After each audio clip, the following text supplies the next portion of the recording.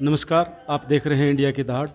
जैसा कि आप सभी जानते हैं, पानीपत के अंदर गीता यूनिवर्सिटी एक ब्रांड बन चुका है और आप देख भी सकते हैं पानीपत, दिल्ली, एनसीआर, इंडिया। और इनका स्लोगन है पावरिंग एजुकेशन एम्पावरिंग माइंड्स। बहुत बड़ी बात है कि शिक्षा से माइंड को कन्वर्ट करना है। इसी उद्देश्य को लेकर गीता यूनिवर्सिटी कार्य कर रही है और आज एक परिचर्चा प्रिंसिपल्स के द्वारा यहाँ पर की गई है, तो उसी को लेकर हमारे साथ अंकुश बंसल जी जुड़े हैं। तो हम उनसे जानना चाहेंगे, सर क्या कहना चाहेंगे। सबसे पहले तो आपका इंडिया की दाढ़ में बहुत बहुत स्वागत है। आज जो ये परिचर्चा की जा रही है, इसको लेकर क्या कहना चाहेंगे सर। धन्यवाद। सबसे पहले मैं बताना चाहूँगा कि गीता यूनिवर्सिटी जो एक फ़र्स्ट यूनिवर्सिटी पानीपत की है, स्टेट यूनिवर्सिटी को उसको स्टेटस मिला है और परिचर्चा ये हमारा एक पहला कदम है जो NEP न्यू एजुकेशन पॉलिसी 2020। अगर हम पहली एजुकेशन पॉलिसी की बात करें, 1986 में एक एजुकेशन पॉलिसी आई थी जिसके अंदर आप लोगों ने भी अगर देखा होगा कि बच्चा जो था, स्टूडेंट जो था, वो कॉलेज के अंदर 11th-12th करता था। लेकिन न्यू एजुकेशन पॉलिसी जब 1986 की आई, स्कूल्स के अंदर 11th-12th को एंटर करने के लिए अलाउड किया गया और काफ़ी चीज़ें अडोप्ट की गई लास्ट के 35 सालों में। लेकिन अगर हम बात करें न्यू एजुकेशन पॉलिसी 2020, 2 साल हमारे कोरोना में चले गए, जिसके कारण उसको इम्प्लीमेंट करना एक बहुत बड़ा चैलेंज था लोगों को समझना, क्योंकि स्कूल्स के अंदर अभी तक बच्चे नहीं आने शुरू हुए थे और प्रिंसिपल्स भी नहीं आ रहे थे और स्टाफ भी नहीं आ रहा था। तो उस विषय को लेते हुए हमने देखा, जब हम एक यूनिवर्सिटी बने, कि बच्चों का बेस क्या है।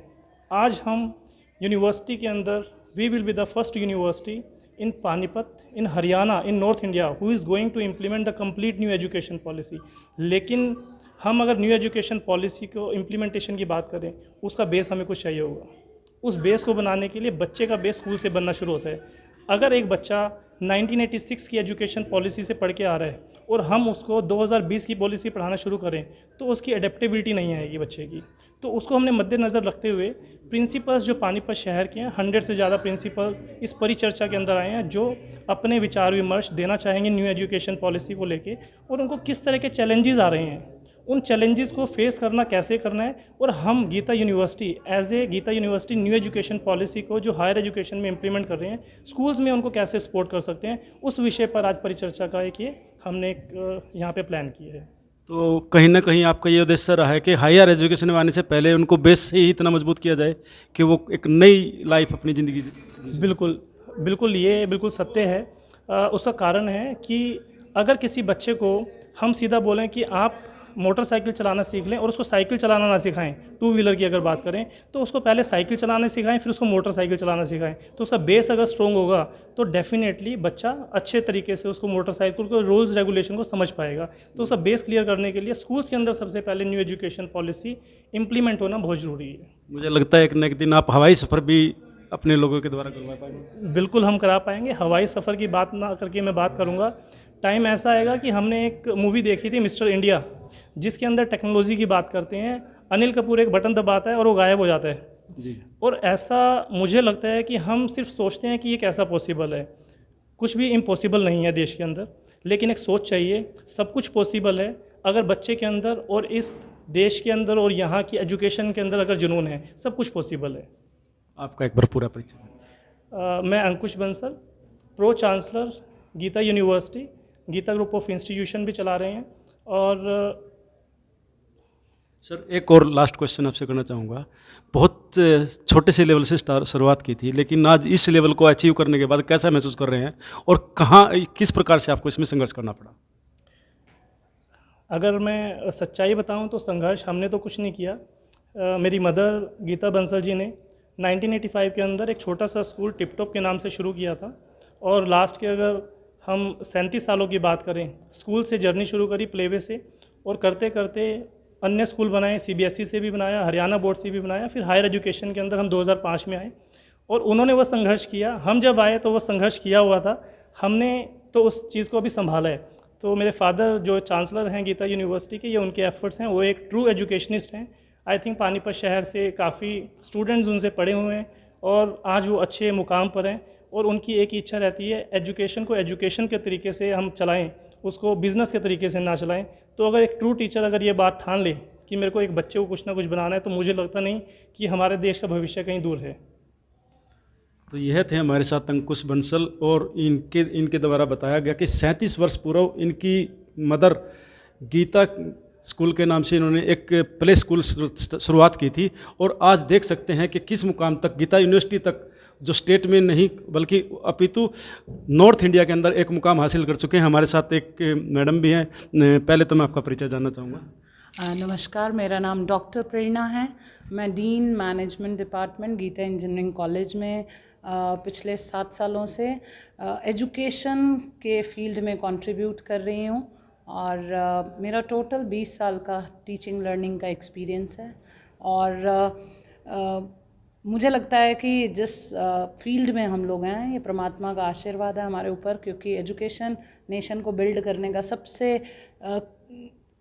इम्पॉर्टेंट माध्यम है, और उस फील्ड में अगर हम कंट्रीब्यूट कर रहे हैं तो हम कहीं ना कहीं नेशन बिल्डिंग में बहुत एक्टिव रोल प्ले कर रहे हैं। नेशन बिल्डिंग की बात बहुत अच्छी है, लेकिन गीता इंस्टीट्यूट के आप जुड़ने, आज यूनिवर्सिटी का लेवल ले चुके हैं, तो इनके साथ, इस ग्रुप के साथ जुड़ने के बाद आप कैसा महसूस? पहली बात तो मैं इस ग्रुप को ग्रुप नहीं, परिवार समझती हूँ, और मुझे इनके साथ जुड़े हुए पिछले 7 साल से बहुत प्राउड फील होता है, क्योंकि ऐसा लगता है कि हर दिन एक नया आयाम, एक नई विज़न और नई सर्विस टू द सोसाइटी का गोल लेते हुए हमारे चांसलर सर के मार्गदर्शन पे हम पूरी टीम अपने एफ़र्ट्स कर रहे हैं। ये उन्हीं का विज़न है कि एक छोटे से एग्जिस्टिंग पार्टिकल से, जिसमें हम प्लेवे में एक बच्चे को अपने सिस्टम में एंट्री देते हैं, और वहाँ से एक एजुकेशन इंस्टीट्यूट का सबसे बड़ा जो पीक है, जो कि एक यूनिवर्सिटी होना है, प्लेवे से डॉक्टरेट तक की उस जर्नी को हम अप्लाई कर पा रहे हैं, और ना केवल अपने कॉलेज और अपने ग्रुप या अपनी यूनिवर्सिटी का नाम रोशन कर रहे हैं, बट स्टेट और जो गवर्नमेंट की विज़न है कुछ समय के अंदर सभी इंस्टीट्यूशन को ऑटोनॉमी देने की, और उसमें हम पहले कारागार हुए हैं इस पूरे डिस्ट्रिक्ट में, और हम सरकार का बहुत शुक्राना करते हैं कि उन्होंने हमारे में ये विश्वास जताया, और सभी पैरामीटर्स को टेस्ट करते हुए हमारे इंस्टीट्यूशन को उतना फिजिबल समझा कि उसे एक यूनिवर्सिटी का परचम लहराने की अनुमति दी। तो सरकार का शुक्राना करते हुए, चांसलर साहब की विज़न को वैल्यू करते हुए, एक एजुकेशनिस्ट और एक टीचर होते हुए मुझे बड़ा प्राउड फील होता है कि मैं गीता ग्रुप ऑफ इंस्टीट्यूशन के साथ जुड़ी हुई हूँ। मेरा नाम डॉक्टर प्रेरणा है, और प्रेरणा होते हुए मुझे लगता है मेरा इस जीवन में आने का उद्देश्य ही विद्यार्थियों के अंदर, स्टूडेंट्स के अंदर उस प्रेरणा को जगाना है कि वो इस दुनिया में किसी पर्पज़ के साथ आए हैं। हर इंसान, हर स्टूडेंट, हर बच्चे का एक पर्पज़ है, और अगर कोई एजुकेशनल इंस्टीट्यूट उस बच्चे को उस जीवन के पर्पज़ के साथ जोड़ देता है, तो इससे बड़ी सेवा इस दुनिया में कोई हो नहीं सकती। और उसी सेवा को पूर्ण करने के लिए हमारे ग्रुप में मैं कंट्रीब्यूट कर रही हूँ। तो देख सकते हैं, जैसा कि इन्होंने बताया, इनका नाम डॉक्टर प्रेरणा है, और अपने नाम को सार्थक करते हुए इन्होंने गीता इंस्टीट्यूट में आज अपना सर्वस्व अर्पण किया हुआ है। और इनके द्वारा बहुत ही अच्छी बात की गई है कि कोई भी व्यक्ति जब कोई कार्य करता है तो कहीं ना कहीं एक प्रेरणा उसको मिलती है, और इन्होंने अपने जीवन को उस प्रेरणा शब्द से ही जोड़ दिया है, ताकि आने वाले भविष्य को, नई पीढ़ी को एक नई राह मिल सके। और गीता इंस्टीट्यूट, गीता यूनिवर्सिटी, जो हरियाणा, पानीपत ही नहीं अपितु हरियाणा के लिए एक बहुत बड़ी शान आज बन चुका है, इसको इन्होंने अपने जीवन में एक स्रोत बनाया है, जिसके माध्यम से बच्चों को नई जीवन शैली देने में सक्षम हो पा रही हैं। इंडिया की दहाड़ के लिए आदेश त्यागी, पानीपत।